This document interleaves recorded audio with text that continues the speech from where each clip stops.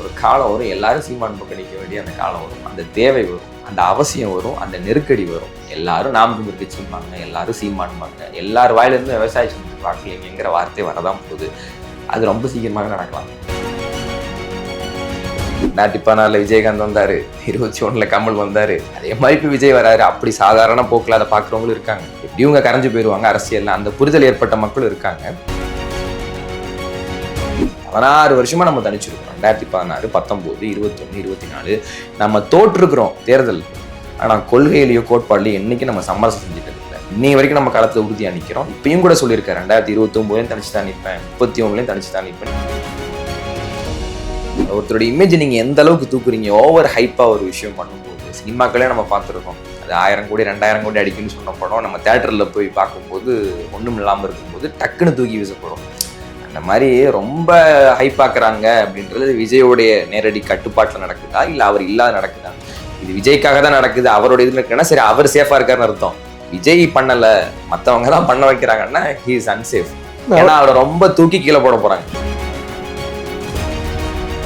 இப்போ தேர்தலுக்கு முந்தைய கருத்து கணிப்புனாவது உண்மையிலேயே இவங்க காசெல்லாம் கொடுத்து ஒரு இன்ஃப்ளூயன்ஸ் பண்ணுறாங்க, களத்தை நம்ம பக்கம் திருப்புறதுக்காண்டி ஒரு பிம்பத்தை கட்டமைக்கிறாங்கிறத ஈஸியாக நம்மளால சொல்லிட முடியும். தேர்தலுக்கு பிந்தைய கருத்து கணிப்புங்கிறது எதுக்குடா? ஒரு 10 நாள் சும்மா இருந்தால் வந்துட போகுது. காரைக்குடியில் நம்ம வெற்றி உறுதி, அதை நம்ம சொல்ல முடியும். இதையும் சொல்ல முடியும், திருச்சி கலக்கலையும் பெரம்பூர்லையும் அண்ணன் விஜய்க்கு தோல்வி உறுதி. 13 ஆண்டுகளுக்கு மேலாக தமிழகத்தின் ஒப்பற்ற வீடு மற்றும் மனை சார்ந்த அனைத்து தேவைகளுக்கும் சிறந்த ஒரே நிறுவனம் நிம்மதி ப்ராப்பர்ட்டி மேனேஜ்மெண்ட். தங்களின் தேவை எங்களின் சேவை. தொடர்புக்கு 7667008999. அருந்தமிழ் உறவுகளுக்கு அன்பு வணக்கம். இன்று நம்மோடு நாம் தமிழர் கட்சியின் வேடச்சந்தூர் தொகுதியின் வேட்பாளர் திரு உசேன் அவர்கள். வணக்கம். எப்படி இருக்கீங்க? நலமா இருக்கேன். களம் எப்படி இருந்துச்சு? களம் மாற்றத்துக்கான களம் தான். கண்டிப்பாக மக்கள் மாற்றத்தை விரும்புகிறாங்க. அந்த மாற்றத்தை விரும்புகிற மக்களுடைய விழுக்காடு அதிகமாக இருக்குது. இந்த மாற்றம்னா புதுசாக வந்திருக்க மாற்றமா இல்லை பழைய மாற்றம்? இல்லை, அதை மாற்றம்னு ஏற்றுக்கும் போது நான் ஒன்றும் பண்ண முடியாது. அந்த மனநிலையிலையும் மக்கள் இருக்காங்க, அது இல்லை நம்ம சொல்ல முடியாது. ஆனால் அது வெகு சிலர் தான். அப்படி ரசிக மனநிலையில் அந்த மாதிரி இருக்கிற மக்கள்லாம் வெகு சிலர் தான். உண்மையிலேயே மாற்றம்னு ஒன்று இருக்குல்ல, அடிப்படை அரசியல் மாற்றம்னு ஒன்று இருக்குல்ல, அந்த மக்கள் கொஞ்சம் விழுக்காடு அதிகமாக தான் இருக்குது. மக்கள் களத்தில் இந்த முறை தான் மக்கள் களத்தில் நீங்கள் வாக்குக்கு காசு கொடுக்குறத பார்த்துருப்பீங்க. நமக்கு காசு கொடுத்து போய் வாக்கு சேகரிக்க சொன்னாங்க. பார்த்தேன், நிறைய வீடியோவில் பார்த்தேன். கொடுத்தாங்க, நிறைய இடங்கள்ல தேடி தேடி வந்து கொடுத்தாங்க. நம்ம போயிட்டு இருக்கும்போது வாகனத்தை மறிச்சுலாம் வந்து நிறுத்தி கொடுத்தாங்க. இப்போ அதை வந்து கொடுக்கணுங்கிற ஆவல் மட்டும் இல்லை, அவங்களுக்கு உண்மையிலேயே நம்ம களத்தில் ஏதாவது ஒரு வகையில் பங்களிப்பு செஞ்சிடணும். நேரடியாக களத்துக்கு வர முடியாது, பல விஷயங்கள் இருக்கலாம், அவங்களால நேரம் கொடுக்க முடியாது. உங்களுக்கு அரசியல் களத்தில் வந்து வேட்பாளராக புதுசாக இறங்கிருக்கீங்க. ஆமாம், புதுசாக நம்ம இறங்கியிருக்கோம். ஆனாலும் மக்கள் வந்து அந்த மாதிரியான ஒரு ஆதரவை வரவேற்பு கொடுத்தாங்க. அதாவது அந்த கம்பாரிசன் ஒன்று இருக்குல்ல, ஒரு ஒப்பீடுங்கிறது. நானும் முதல் முறையாக போட்டிடுறேன், அங்கே திமுகவினுடைய வேட்பாளர் ஐயா சாமிநாதனும் முதல் முறையாக போட்டிடுறாரு. அவர் ஒரு 40-50 வயதை கடந்தவர் தான். நான் தேர்தலில் நிற்கிறதுக்கான வயதே நமக்கு இப்போ தான் வருது. நாம் தமிழர் கட்சி பிள்ளைகளில் ஒரு 100க்கும் மேற்பட்ட வேட்பாளர்களுக்கு அப்படி தான் இப்போ தான் அதுக்கான வயதே வருது. இந்த இதில் இந்த மாதிரியான ஒரு அனுபவம் வேறு எங்கேயும் கிடைக்காது. இந்த மாதிரியோட அங்கீகாரமும் எந்த கட்சியும் வழங்காது.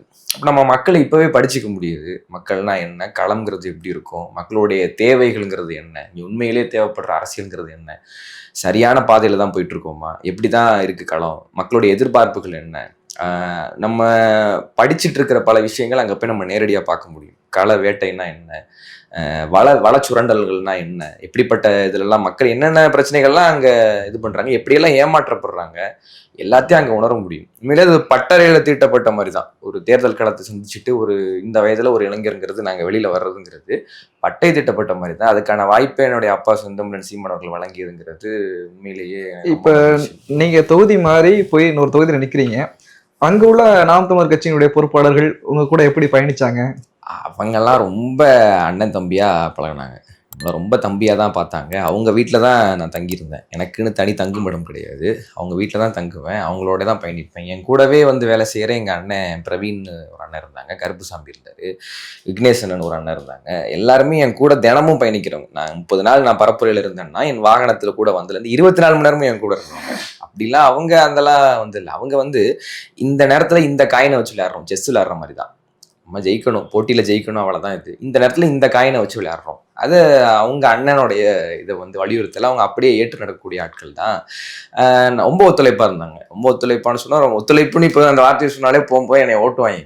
அந்த மாதிரி ஒத்துழைப்புன்னு கூட நான் சொல்லக்கூடாது. ரொம்ப அன்பா, வெவ்வேறு இதாக தெரில, வேறு தொகுதியில் போய் நின்ன மாதிரி தெரியல.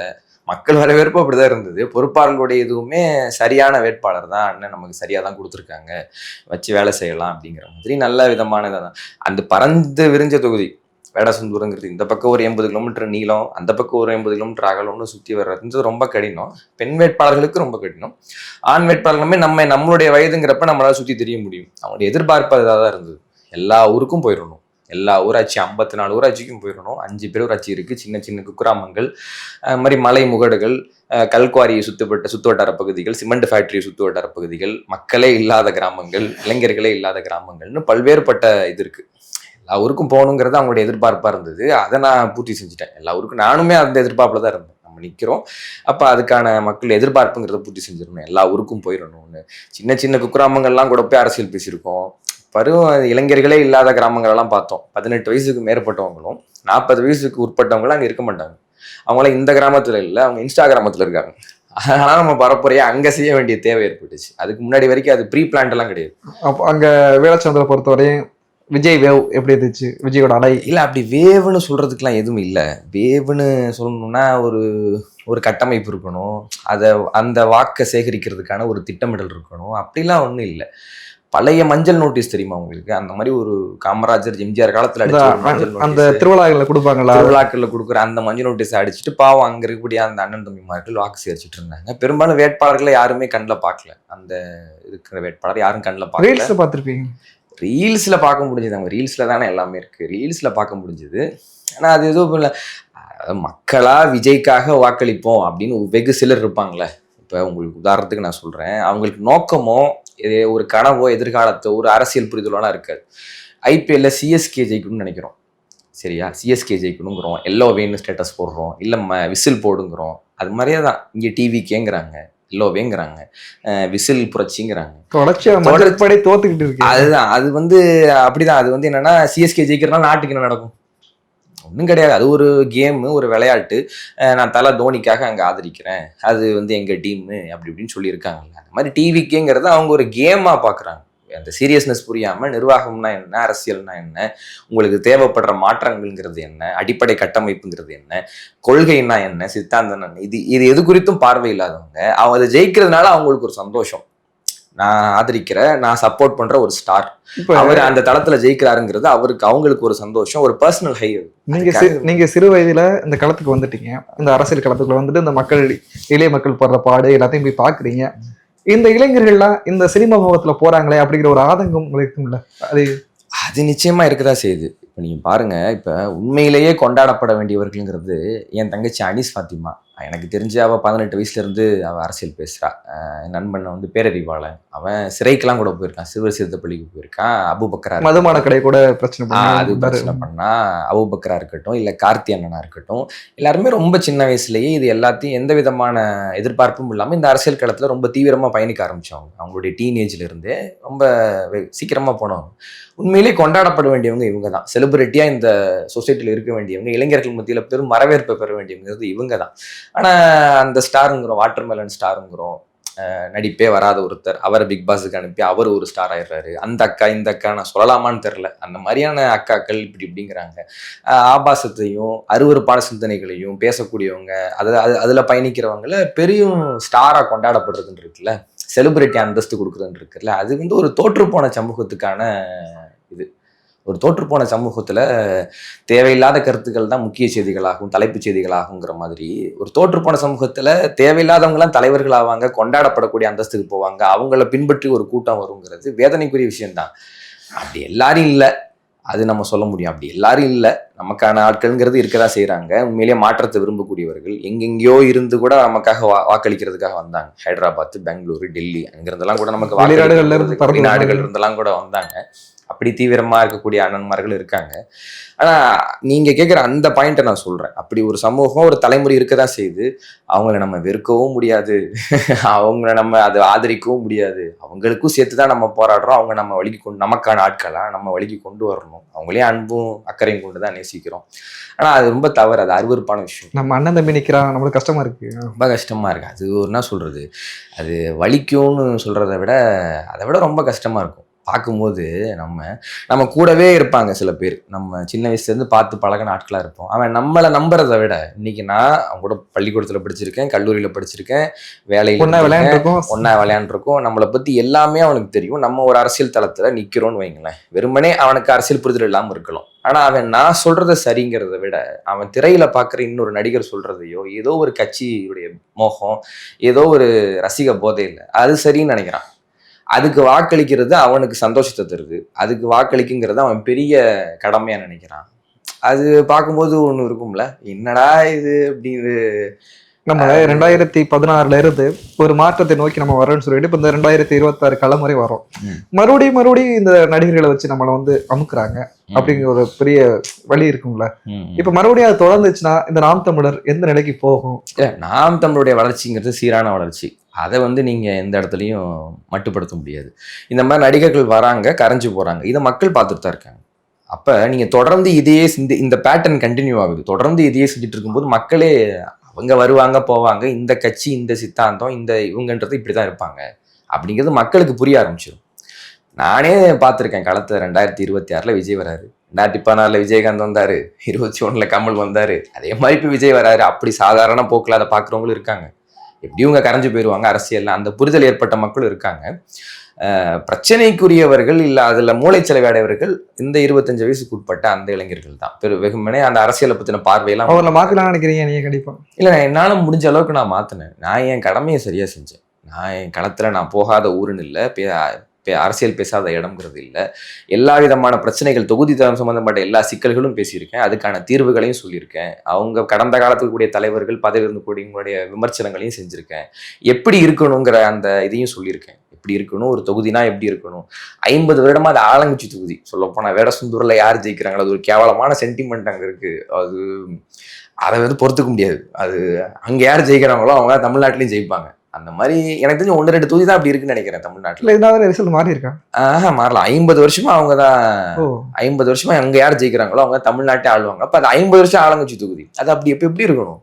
நீங்க வெறுமனே ஒரு சாக்கு கூட சொல்ல முடியாதுல்ல. நடுவுல எதிர்கட்சி இருந்தோம் நம்ம, அதனால ஆளுங்கட்சியில இருந்து ஃபண்ட் வரல, இல்ல ஏதோ ஒண்ணு முட்டுக்காகவே ஏதாவது ஒண்ணு சொல்ல முடியல. அப்படி சொல்லவே முடியாது. 50 வருடமா ஆளுங்கட்சி தொகுதி எப்படா இருக்கணும், இப்ப எப்படி இருக்குன்னு எங்களால புரிய வைக்க முடிஞ்ச அளவுக்கு புரிய வச்சு தூங்குறவங்களே எழுப்பலாம். முடிச்சிட்டு இருங்க. இதெல்லாம் நம்ம பேசுறோம். நம்ம திமுகவை வந்து பல வருடமா எதிர்த்துக்கிட்டு இருக்காரு. சீமா வந்து பயங்கரமா எதிர்ப்பாரு. ஆனா ஒரு சிறு சந்திப்புக்கு அப்புறம் பாத்தீங்கன்னா அதை மாத்துறாங்க. அந்த போக்கை மாத்தும் போது இந்த இளைஞர்கள் என்ன பண்றாங்க, அதை பிடிச்சிக்கிட்டு நீங்க திமுகவை சாஃப்ட் கார்டு பண்றீங்க, நீங்க வந்து நேரம் அடிக்க மாட்டீங்க, உங்களுக்கு பொட்டி வாங்கிட்டீங்க அப்படின்னு சொல்றாங்க. நேரடி குற்றச்சாட்டை வைக்கிறாங்களே, ஒருவேளை அப்படி இருக்க உண்மையா? அரசியல் நாகரிகம்னா என்னன்னு ஒண்ணு இருக்கு. அரசியல் நாகரிகம் தனி மனித விருப்புன்றது ரெண்டு வேற. அரசியல் தளத்தில் நம்ம பயணிக்கிறது, தனி மனித நாகரிகங்கிறது வேற. அதை அவங்க புரிஞ்சுக்கலாம், அவ்வளவுதான். அப்படிலாம் நம்ம திமுக எதிர்த்து சண்டை போடுறது அதிமுகவையும் தாண்டி கடந்த 5 ஆண்டுகள்ல எதிர்கட்சியா செயல்பட்டது நாம் தமிழர் கட்சி தான். எதிர்கட்சி தலைவராக செயல்பட்டது செந்தமிழன் சீமான் அவர்கள் தான். அந்த அளவுக்கு அந்த பேனா சிலையை வைக்க விட மாட்டேன்னு சொன்னதா இருக்கட்டும், பல விஷயங்கள் இருக்கு. அதுல தொடர்ந்து நீ வச்சானா உடப்பாண்டான்னு சொல்றதா இருக்கட்டும், பல விஷயங்களை தகர்த்திருக்காங்க. திராவிட சிந்தனையவே, திமுகவையே, இல்லை அவங்களுடைய அந்த மட்டமான அரசியல், இரு கட்சிகளையுமே தகர்க்கிற மாதிரி பல நடவடிக்கைகள் நம்ம செஞ்சுருக்கோம். 150 போராட்டங்களுக்கு மேலே ஒரு வருடங்கள்ல நாங்கள் நடத்துகிறோம். நாம் தமிழர் கட்சி நடத்துது. செந்தமிழன் சீமான் அவர்கள் 150 மேடைகளுக்கு மேலே பேசுகிறாரு. அதனால் நான் ஆளுங்கட்சியை பற்றி பேசாமலே இருக்கோம், திமுகவை பற்றி செயல்பாடுகளை சொல்லாமல் இருக்கோம், ஸ்டாலின் அவர்களை விமர்சிக்காமல் இருக்கோமா? தப்பு செய்யும் போதெல்லாம் நம்ம விமர்சிச்சிருக்கோம், தப்பு செய்யும் போதெல்லாம் அவங்களுடைய இதை எதிர்த்திருக்கோம். அது வந்து தனி மனித நாகரிகம். போய் ஒரு இறப்புல பங்கேற்று அவங்களுடைய துக்கத்துல இது பண்றதுங்கிறது தனி மனித நாகரிகம். நீங்க அப்ப என்ன எதிர்பார்க்குறீங்க? அப்ப என்ன செய்யணும் அந்த நேரத்துல? இப்ப கடைசியா கூட காரைக்குடியில பிரபு அண்ணனை வந்து கூட கட்டி பிடிச்சது வந்து அப்ப என்ன தாவேக்கால காசு ஒருவேளை வாங்கியிருக்கலாம்ல. என்ன இதெல்லாம் போய் தேர்தல் அன்னைக்குமா அது வந்து ஒரு இது பண்றதுன்றது. அப்ப போய் அவங்க என்ன நினைக்கிறாங்க பார்த்துட்டு, இவனை பத்தி எனக்கு தெரியாதா அப்படின்னு அங்கேயே சண்டை போட்டுக்கணும், அடிச்சுக்கணும், குத்திக்கணுங்கிற மாதிரி. அது வந்து மெச்சூரிட்டி இம்மெச்சூரிட்டி அதில் இருக்கு. அதற்கெல்லாம் வாய்ப்பு இல்லை. ஒரு நம்ம 16 வருஷமா நம்ம சமரசம் இல்லாம தனிச்சு போட்டிடுறோம். திமுக, அதிமுக, வெவ்வேறு கட்சிகள், அதை தாண்டி இருக்கக்கூடிய வெவ்வேறு கட்சிகள் வந்தது போனது. ஆனா நாம் தமிழர் கட்சி என்னைக்கு தனிச்சு இருக்கு? 16 வருஷமா நம்ம தனிச்சிருக்கிறோம். 2016, 19, 21, 24 நம்ம தோற்றுருக்கிறோம் தேர்தல். ஆனா கொள்கையிலேயோ கோட்பாடுலையோ என்னைக்கு நம்ம சமரசம் செஞ்சுட்டது இல்லை. இன்னைய வரைக்கும் நம்ம களத்துல உறுதியா நிற்கிறோம். இப்பயும் கூட சொல்லியிருக்காரு, 2029 தனிச்சு தான் நிற்பேன், 31 தனிச்சு தான் நிற்பேன், இப்பயும் சொல்லியிருக்கிறாரு. அப்ப நம்மளை புரிஞ்சுக்கோங்க. நிச்சயமா நாம் தமிழர் கட்சி வெற்றியை நோக்கி இந்த தேர்தலை நகரும். வெற்றியை நோக்கி நகர்றதுக்கான களத்துல தான் நம்ம இருக்கோம். இப்போ தேர்தல் அலை முடிஞ்சிருச்சு.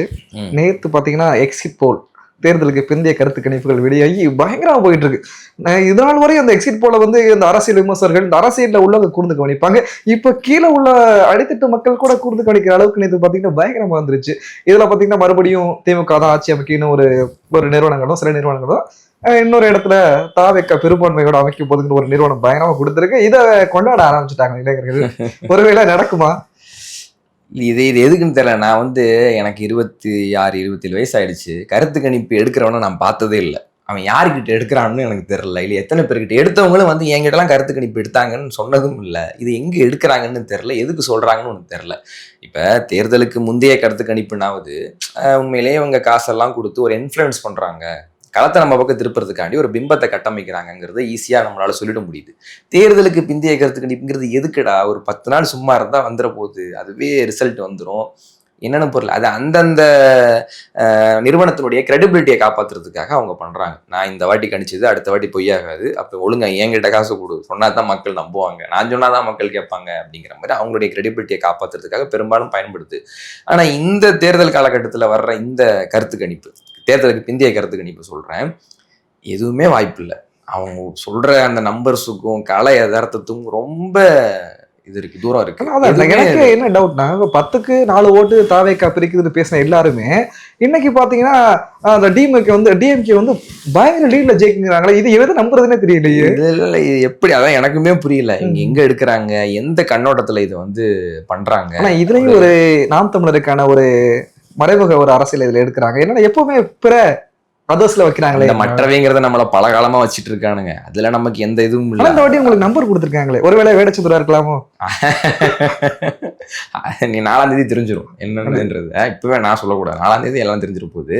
ஆனா இது தேவையில்லாத, இதுக்கு மக்கள் கவனம் செலுத்துறதுங்கிறதும் அதுல ஒரு டிபேட் வச்சு பேசுறோம்ல, தேர்தலுக்கு பிந்தைய கருத்து கணிப்பு ஒண்ணு வருது. அது என்ன ஜோசியக்காரன் பேச. உங்களுக்கு நேத்து வரையும் இந்த திமுக ஜெயிக்குங்கிற டிபேட் போகல. இப்ப என்ன போகுதுன்னா தாவேக்கா ஜெயிக்க போகுது அப்படிங்கிற ஒரு நிறுவனம் வெளியிட்ட ஒரு அந்த கருத்து கணிப்பு தான் பயங்கரமா போயிடும். புரியல உண்மை என்னன்னு தெரிஞ்சுக்கிட்டு ஒருவேளை ரொம்ப ஹைப்பு கொடுக்குறவங்க, ரொம்ப ஹைப்பு கொடுத்து மக்களை ஒரு நம்ப வச்சிட்டோம்னா, அவர் தான் சிஎம் ஆக போறாரு, விஜய் தான் அடுத்து நம்ப வச்சிட்டோம்னா, அது இல்லைன்னு தெரியும் போது அவர் சுக்குநூறாக அவர் இமேஜ் நொறுக்கப்படும். அப்படி நடக்கிறதுக்காக கூட இருக்கலாம், அப்படின்றதுக்காக கூட இருக்கலாம். அணைய போற விளக்கு பிரகாசம், அணைய போற அவளுக்கு பிரகாசம் அறியும்பாங்களா. ஒருத்தரோட இமேஜ் நீங்க எந்த அளவுக்கு தூக்குறீங்க, ஓவர் ஹைப்பா ஒரு விஷயம் பண்ணும்போது. சினிமாக்களே நம்ம பார்த்துருக்கோம், அது 1000 கோடி 2000 கோடி அடிக்குன்னு சொன்ன படம் நம்ம தியேட்டர்ல போய் பார்க்கும்போது ஒண்ணும் இல்லாம இருக்கும்போது டக்குன்னு தூக்கி வீசப்படும். அந்த மாதிரி ரொம்ப ஹைப்பாக்குறாங்க அப்படின்றது விஜயோடைய நேரடி கட்டுப்பாட்டுல நடக்குதா இல்ல அவர் இல்லாத நடக்குதான்னு? இது விஜய்க்காக தான் நடக்குது, அவரோட இதுல இருக்குன்னா சரி அவர் சேஃபா இருக்காருன்னு அர்த்தம். விஜய் பண்ணல, மத்தவங்க தான் பண்ண வைக்கிறாங்கன்னா ஹி இஸ் அன்சேஃப். ஏன்னா அவரை ரொம்ப தூக்கி கீழே போட போறாங்க. இல்ல அப்ப இன்னைக்கு கூட சொல்லியிருக்காரு, விஜய் என்ன சொல்லியிருக்காருன்னா, நீங்க எல்லாரும் ஜெயிச்சுட்டு உடனே பனையூர்ல பாக்கணும், எந்த நேரமா இருந்தாலும் நான் காத்திருப்பேன் அப்படிங்கிறாரு. யாரும் ஜெயிக்க போறது இல்ல, யாரும் பனையூர் போக வேண்டிய அவசியமும் இருக்காரு. இன்னும் சொல்ல போனா விஜய் போட்டியிற அந்த 2 தொகுதியிலுமே அவர் தோத்துருவாரு. நாம் தமிழரோட வெற்றி நிலவரம் எப்படி இருக்கும், கலர் நிலவரம் எப்படி இருக்கும், இல்ல காரைக்குடி எப்படி இருக்கும்? நாம் தமிழர் கட்சி நிச்சயமா காரைக்குடியில வெற்றிங்கிறது உறுதி. என்னுடைய அப்பா செந்தமிழ் சீமானவர்கள் சட்டமன்றத்துக்கு போறாங்க, காரைக்குடி வெற்றிங்கிறது உறுதி. அதுல நம்ம எந்த மாற்றுக்கிறதும் இல்லை. காரைக்குடியில நிச்சயம் நம்ம ஜெயிக்கிறோம். நம்ம வெற்றி கணக்க தொடங்குறோம். நம்ம களத்துல வெற்றிக்கான எல்லா உழைப்பையும் போட்டிருக்கோம். இங்க 234 வேட்பாளர்களும் சரி, எல்லா மாவட்டங்களையும் சரி, வெற்றிக்கான எல்லா உழைப்பையும் போட்டிருக்கோம். வெற்றிக்கான எல்லா விதமான அரசியலையும் நாங்க செஞ்சுட்டோம், எல்லா விதமான இதையும் பண்ணிட்டோம். அதுக்கான அறுவடையை நாங்க நிச்சயமா களத்துல செய்வோம். இப்ப சிறுபான்மை அப்படிங்கிற ஒரு பாயிண்ட் ஆஃப் வியூல திமுக வந்து எப்பவுமே இந்த கிறிஸ்தவ முஸ்லிம் மக்களை வச்சிருக்காங்க. நாம் தமிழர் அவங்களுக்கு வந்து அதிக இடங்களை கொடுத்து ஒரு முக்கியத்துவத்தை கொடுத்து நிறுத்திருக்காங்க. ஆனா இந்த மக்கள் எல்லாருமே நீங்க வந்து கண்டிப்பா திமுக தான் வாக்களிக்கும்னு ஜமாத்துல இருந்தோம், இந்த கிறிஸ்துவ பேராயமும் சொல்லியிருக்காங்களே. நான் கூட கேட்டேன் எங்க அப்பாட்ட, இந்த மாதிரிலாம் சொல்லியிருக்காங்க, நான் அதை விமர்சிக்க வேண்டிய இடத்துல இருக்கேன், நான் என்ன பண்ணட்டும்னு கேட்டேன். அது நான் அறிக்கையை கூட கிழிச்சு போட்டுடலாமா, இல்லை அறிக்கையை விட்டவங்களை கிழிச்சிடலாமா, அந்த மனநிலையெல்லாம் இருக்கும்ல. 30 நாள் கிட்ட கடின உழைப்பா, அதுக்கு முன்னாடி 6 மாசம் 8 மாசம் கடைசி ஒரு நாள்ல வந்து சொல்றாங்க பாருங்க. கடைசி ஒரு நாள், கடைசி அந்த 3 நாட்கள்ல ஒருத்தவங்க அப்படி சொல்லும் போது நமக்கே உண்மையா வலிக்கும். அப்படி என்ன செஞ்சுட்டாங்கன்னு அந்த பக்கம் இவங்க ஆதரவு தெரிவிக்கிறாங்க. என்ன அடிப்படையில ஆதரவு, இல்லை என்ன இதுக்கான ஆதரவு, எதுக்கு ஏதாவது ஒண்ணு முன் வச்சு இதெல்லாம் அவங்க செஞ்சிருவாங்கிறதுக்காக ஆதரவு. இல்ல அவங்க அந்த பிஜேபி எதிர்க்கக்கூடிய மிகப்பெரிய ஆளுமை வந்து திமுக தான் நம்புறாங்க. அதான் அது இருக்கு. அதனால அப்படி இது பண்றாங்களா, ஏதாவது ஒரு கோரிக்கை அம்சங்களை வலியுறுத்தி ஆதரவா, அப்படிலாம் ஒண்ணுமே கிடையாது. வெறுமனே ஆதரவு கேட்டா பிஜேபி உள்ள வந்துரும்னு சொல்லப்படுற பழைய கதை. நான் சொன்னேன் எங்க அப்பாட்ட, நான் அதை என்ன பண்ணட்டும், எனக்கு இந்த மாதிரி கோவத்துங்கிறப்ப, அது ஒரு தலைவருங்கிறது எப்படி இருக்கணுங்கிறது அப்பதான் புரிஞ்சுது. நீ தலைவர்களை விட்டுருப்பா, மக்கள்கிட்ட பேசு அப்படின்னாங்க. தலைமை தப்பா இருக்கும், மக்கள் அப்படி இருக்க மாட்டாங்க. ஏன் நீ வரலையா அப்படின்னு கேட்டார். நீ வரலையா, நம்ம பிள்ளைங்கள்லாம் இல்லையா, அபு இல்லையா, தாரிகா இல்லையா, அனிஸ் இல்லையா, அவங்களாம் இருக்காங்கல்ல, நம்ம மக்கள்கிட்ட பேசுங்க, மக்கள்கிட்ட சொல்லுங்க. அது வந்து இது மதமா காப்பாற்ற போது, பூமியை மதமா காப்பாற்ற போது, மழை இவ்வளவு கொள்ளை நடக்குது, இவ்வளவு வள வேட்டைகள் நடக்குது, இதெல்லாம் அவங்க கண்டுக்கிறது இல்லை, இதெல்லாம் அவங்க கருத்துல கூட கொள்றது இல்லை. வெறுமனே பிஜேபி உள்ள வந்துடும், அதனால திமுக போடுங்கன்னு போடுற அதே சப்பக்கட்டை சொல்லிட்டு இருக்காங்க. அப்படின்னா நீங்க அவங்கள்ட்ட பேச வேண்டிய அவசியம் இல்லை. தலைமை தப்பா இருக்கும், எப்பவுமே இது மக்கள் சரியா இருப்பாங்க, நீ மக்கள்கிட்ட எடுத்து சொல்லு அப்படின்னாங்க. அதனால அவர் பேச்சு கட்டுப்பட்டு எந்த விதமான விமர்சனங்களையும் அந்த தரப்பினர் மேல வைக்காம நாங்கள் கடந்து போனோம், மக்கள்கிட்ட சொன்னோம். மக்கள் உண்மையில நான் திமுக, நான் பரம்பரை திமுக, ஆனா என் ஓட்டு உனக்கு தான்லாம் என்கிட்ட நிறைய பேர் சொல்லியிருக்காங்க. அப்படியும் இருக்காங்க ஆட்கள். நான் பரம்பரை திமுக, இஸ்லாமியர்கள் தான், கிறிஸ்துவர்கள் தான், ஆனா என் ஓட்டு உனக்கு தான், நான் போடுவோம் அப்படின்லாம் சொல்லியிருக்காங்க. அது ஒண்ணு இருக்குல்ல, அது என்னைக்குமே ஒரு அறிக்கையோ, ஒரு ஆதரவோ, ஒரு சாதி தலைவரோ, ஒரு மத தலைவரோ, அதுவே அந்த சமூகத்தினுடைய கருத்துன்றது இல்லை. வெறுமனே அவர்களுடைய கருத்து. அதுல சில பேர் மூலச்சிலைவை அடைவாங்க, அவங்க வந்து இரட்டை மனல் இருக்கிறவங்க, எந்த விதமான நோக்கமும் மற்றவர்கள் நம்மள ஜமாத்துல இருந்து ஒதுக்கி வச்சிருவாங்க, நம்மள வந்து கிறிஸ்தவ ஆலயங்களுக்குள்ள விட மாட்டாங்க, அப்படிங்கிற மாதிரி இதெல்லாம் இருக்குல்ல. அப்படிலாம் யாரும் சொல்றது இல்லைங்க. முதல்ல என்ன ஜமாத் விட்டு ஒதுக்கி வச்சிருவோம், அப்படிலாம் யாரும் சொல்றது இல்லை. அந்த மக்கள் அப்படி கட்டுப்படுவாங்க. அப்படி கட்டுப்படுற சிலர் இருக்காங்க, அவங்க நோக்கமற்றவர்களா இருப்பாங்க, எளிதில் மூலச்சிலைவை அடையக்கூடியவர்களா இருப்பாங்க. அவங்களுக்குன்னு எந்த விதமான ஒரு அரசியல் நோக்கோ பார்வையோ இருக்காது. அவங்களுக்குமே யாருக்கு ஓட்டு போறதும் தெரியாது. ஒருத்தவங்க சொல்லும் போது அவர் நம்பகத்தன்மையான ஆட்களா அவங்க கருதும் போது அதை அப்படியே செய்வாங்க, அவ்வளவுதான். இப்ப அவங்க சொல்லாட்டி அந்த ஓட்டெல்லாம் நமக்கு வந்திருக்குமா, இல்ல ஒரு மாற்றத்துக்காக, ஒரு நேர்மைக்காக, உண்மைக்குன்னு வந்துருமான்னு கேட்டா அதையும் சொல்ல முடியாது. ஏன்னா அவங்களுக்கு தான் சுய சிந்தனை இல்லையே.